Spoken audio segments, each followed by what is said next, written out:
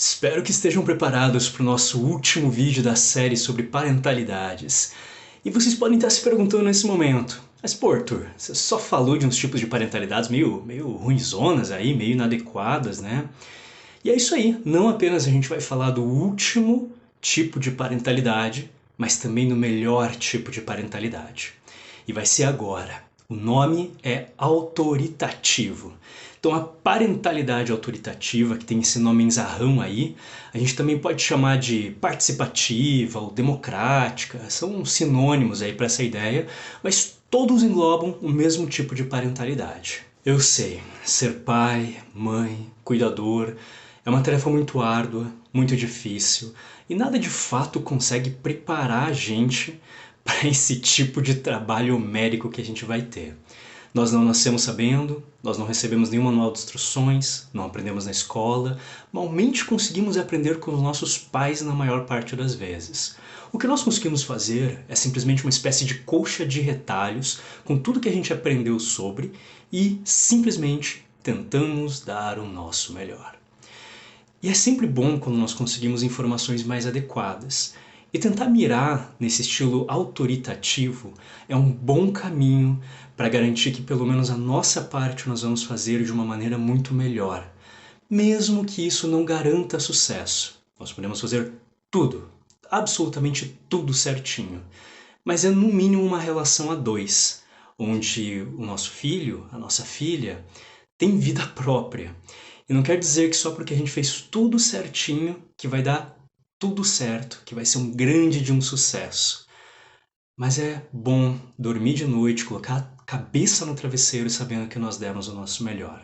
A parentalidade autoritativa, ela é um ótimo equilíbrio daquelas características de responsividade e de exigência que a gente estava falando. Ou seja, exigência alta e adequada, sem exageros, e responsividade alta e adequada, também sem exageros.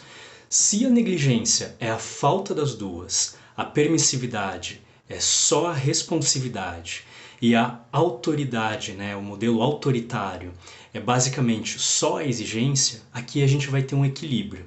Não é nem eu sou o melhor amigão do meu filho, faço tudo por ele, não cobro nada, sou parceiro em vez de ser pai, em vez de ser mãe, né?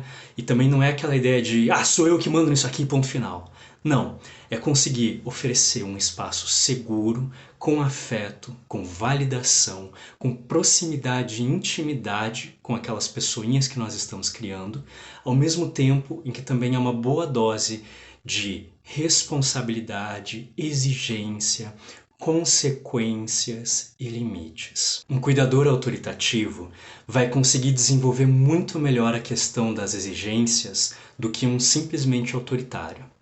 Ele vai conseguir fazer aquilo que a gente estava falando nos vídeos anteriores sobre atualizar a forma como o lado da exigência é trabalhado com o seu filho ou a sua filha a partir do avanço de idade. Porque, como a gente falou, no começo a criança vai ter muita dificuldade de entender o que é bom, o que não é bom, entender as consequências das próprias ações. E os pais precisam puxar um pouco mais com o pulso firme. Sim, porque sim, não porque não e afins. Mas à medida que essa criança vira pré-adolescente, adolescente, jovem adulto, ele vai conseguindo ter cada vez mais capacidade de entender as coisas por conta própria, de refletir por conta própria. Então os pais precisam atualizar essas regras, a forma de trabalhar essas regras com os seus filhos. E isso é feito através do diálogo, de uma discussão aberta e sincera, onde os pais consideram também a opinião dos filhos. E isso também, além de vários outros benefícios que a gente vai falar depois, facilita demais para os pais aquele momento tão difícil que muitas vezes eles acabam passando, que é um momento de crise para os pais, da passagem da infância para a adolescência e depois também o outro momento de crise da adolescência para a fase adulta. Os pais que conseguem fazer esse diálogo com qualidade vão conseguir ter uma fluidez muito maior nesses momentos e vão ter muito mais segurança pessoal. Por outro lado, os cuidadores autoritativos, eles também sabem ser um porto seguro emocional para os seus filhos. Basicamente, eles sabem passar afeto de várias maneiras diferentes, né? Cada relação vai ter os seus tipos específicos de afetos mais comuns, né? Mas eles sabem fazer, eles sabem o que funciona na relação, eles sabem trazer segurança, eles sabem confortar, né? Eles conseguem compreender as necessidades e as individualidades. Eles validam as características, os gostos desses filhos. De modo que, naturalmente, isso também vai facilitando uma coisa que muitos pais começam a ter dificuldade depois de uma certa idade dos seus filhos, que é que os filhos começam a se afastar. Os pais que conseguem manter esse diálogo aberto e afetuoso e validador e com muita empatia, eles vão perceber que os filhos vão ter menor tendência de se afastar deles. Eles vão simplesmente ter um laço de confiança, ter um laço de intimidade que dificilmente vai ser quebrado. São filhos que muitas vezes, mesmo adolescentes ou mesmo adultos, vão naturalmente buscar esses pais toda vez que tem alguma coisa difícil acontecendo, algum problema, e acham que os pais podem dar algum tipo de orientação legal, né, em vez de esconder, como no caso dos autoritários. Se você está achando que essa é uma linha muito tênue, é uma coisa bem difícil, complexa e delicada, você não está errado, ok? Você está completamente correto. Só que a gente também tem uma grande quantidade de estratégias, de ideias, de técnicas que a gente pode aprender para conseguir fazer isso com muito mais facilidade. Mas eu não vou trazer isso nesse vídeo hoje porque eu não quero que esse vídeo tenha mais do que 4 horas de duração. Então o que eu decidi fazer é trazer 2 exemplos de conflitos interpessoais que a gente pode ter com os nossos filhos e dar exemplos de como que poderia ser uma forma de tratar isso de uma maneira mais autoritativa. Pensando, por exemplo, no caso de um filho mais novo, criança ou algo assim, que estava jogando bola dentro de casa e num chute foi lá e quebrou um vaso que você gostava muito. Você pode chegar para esse filho e falar: puxa filho, que pena que quebrou o vaso, eu gostava bastante, eu tô bem triste do vaso ter quebrado, mas eu quero deixar claro que eu não tô bravo com você, porque eu sei que você não quebrou o vaso por querer. Mas você percebeu que jogando bola aqui dentro é perigoso quebrar as coisas, então por causa disso, para evitar que algo assim ocorra de novo no futuro, eu vou te proibir a partir de agora de jogar bola aqui dentro de casa, ok? Agora vamos pensar um exemplo de uma criança um pouquinho mais velha, talvez pré-adolescente, que comprou um game novo, tá viciadão no game e não quer sair do videogame para dormir, mesmo tendo colégio no outro dia. Você pode chegar para ele, né, falar: filho, eu preciso que você vá dormir. Ele fala: não, mas eu quero continuar. Você pode falar assim: olha, eu agradeço de você estar compartilhando isso comigo e eu entendo a tua frustração, eu entendo mesmo, porque eu mesmo fico me sentindo assim quando tem uma coisa muito legal, alguma coisa de lazer que eu gosto muito de fazer, né? Só que daí eu tenho um compromisso, eu tenho que dormir, tenho que fazer alguma coisa. É um saco, eu te entendo mesmo. Só que vamos pensar aqui comigo por um segundo. Se você não dormir bem, né, sendo que você tem colégio amanhã para ir e é uma obrigação sua, você pode acordar mal, você pode acordar com dor de cabeça, você pode ficar bem mal durante o colégio, não conseguir prestar atenção nas coisas, né?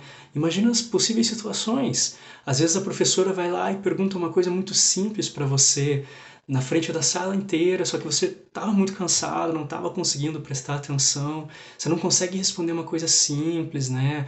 Pode acabar sendo uma situação vexatória, pode não pegar legal para você.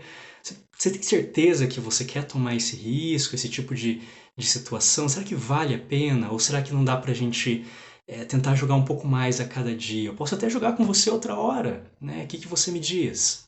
Poxa, essa é uma maneira muito legal de validar os sentimentos, de ensinar as consequências das escolhas, né? E de compartilhar a ideia da criação de regras com essa criança mais velha. Quanto às consequências positivas? Cara, nós temos várias. Vamos começar pela parte das emoções e das relações.